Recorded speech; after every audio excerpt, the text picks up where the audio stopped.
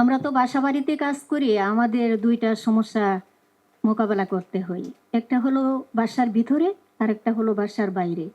বাসার ভিতরে যেটা এটা বলতে পারবো না, বাসার বাইরে যেটা এটা তো আমাদের অনেক সমস্যা।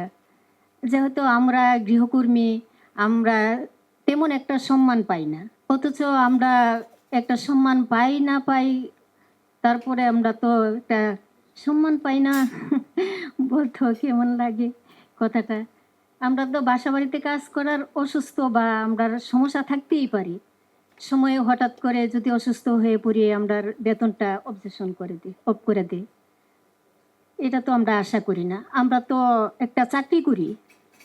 আমরা তো একটা সম্মান পাওয়া উচিত ওনাদের কাছ থেকে। আমরা চাই ওনাদের কাছে আমরা, যেহেতু এই পরিস্থিতিতে আমরা অনেক কথা, সুন্দর সুন্দর কথা শুনতে পেয়েছি, যাতে পলিসিটা বাস্তবায়ন হয় এ আমাদের প্রত্যাশা।